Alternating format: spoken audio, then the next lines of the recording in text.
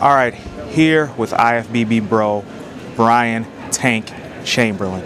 Now, Brian, for people that have been living under a box for the past few years, can you tell everybody where you earned your pro card at? I won the overall at the 2004 North American Championships. And you know, a lot of people don't realize that you've been in this for a long time. In fact, that you competed in the teen nationals at one point in time, correct?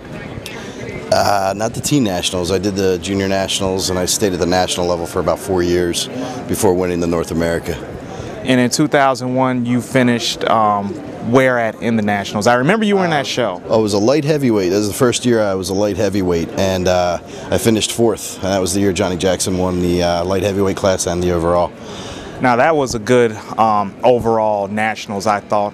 Now, you just did the New York Pro. Where did you finish at? I finished 7th, and it was a kind of a bad showing for myself. It's been a different year, I should say. My training, my training wasn't the main focus of life.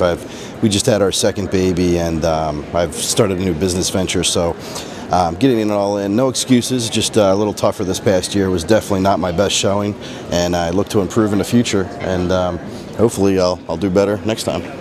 Now, with someone being as thick as yourself, what is your training like? Is it more of a powerlifting type training, or is it more power bodybuilding or more conventional bodybuilding, focusing on contractions and squeezing the muscle until it's just absolutely exhausted? All of the above. I come from a powerlifting background. I love training heavy, but over the years and a few injuries later, I've learned that there's different ways to attack the muscle, and the key for me has been to just keep changing it to going from high rep schemes to supersetting schemes to high intensity training, and then back to the heavy compound movements. Volume training is usually what I do in the off season, but typically I change it every 6 weeks, and I just keep rolling with it. Now, we know that you're a shorter bodybuilder, and a lot of shorter bodybuilders are getting into the 202 and under class. Do you think that this is a good thing for bodybuilding? Because I know Lonnie Tieper said, well, this takes money out of the big guys' pockets, but what Lonnie Tieper isn't realizing is that none of these guys are really qualifying for the main Olympia. How do you feel about that? I think it's good. I think it shows that the sport's evolving, growing. I think it's getting back to the old school of the Frank Colombo, Arnold days. I think that's the way it should go. Taking money away from the bigger guys, I don't know about that. Bodybuilding as a whole is not a money sport. Most of the people competing are doing it because they love it. I myself are one of those people. So as far as the lighter class, I'll be competing in the lighter class and the open class. I like to do what I do, and I think it's good that the sport's evolving and changing, and it's broadening the horizon of bodybuilding a little bit. What changes can we expect to see for you at the next show? Because from what I understand, you're doing the Europa. Yes, leaner, tighter, more pop. I'm going to do a little bit more cardio and pay a little bit more attention to my nutrition. It may be safe to say that I didn't realize there would be as much competition in the 202 class. Maybe that was part of the reason for my lack of conditioning, but I will definitely make up for it and do better here in the future. Now, you say pay attention to your nutrition. Are you one of the few bodybuilders out here right now that do your own nutritional scheme for shows and off season?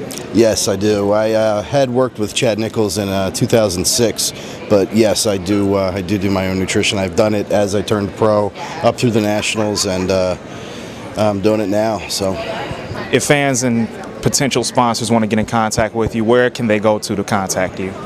I have a website. It's brianchamberlain.org, www.brianchamberlain.org. You can reach me there. So I have my web address. You can email me through my website, and it's good. Outstanding, sir. Thank you very much. Thank you. Look forward to seeing you at the Europa. Thank you. All right. Muscle Mayhem. Yeah, we're going to ask you who you voted for. No, I'm just playing. Are you rolling now?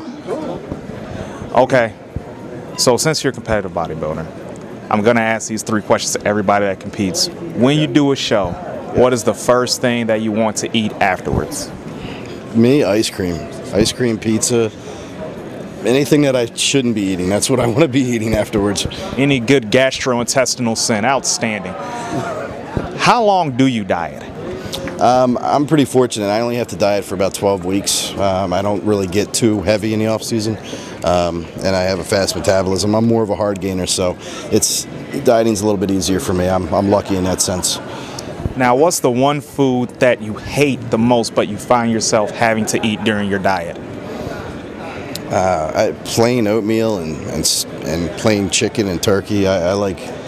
We all like food that tastes a little better. I like my sugars. I like my salt and pepper and stuff like that, my condiments. So I don't do chicken anymore. That's one thing I don't do. I dieted 1 year, 2001 actually, I dieted completely off of chicken, and I won't do chicken anymore. It's turkey, pork, tenderloin, or steak, or fish. That's what I use. Can I give you a tip since you're here? Yes. Italian beef. Italian beef. Italian beef. That will be your new diet food. Won't guarantee that you'll win your next show, but you'll be happy. It'll taste good. Outstanding. All right, brother.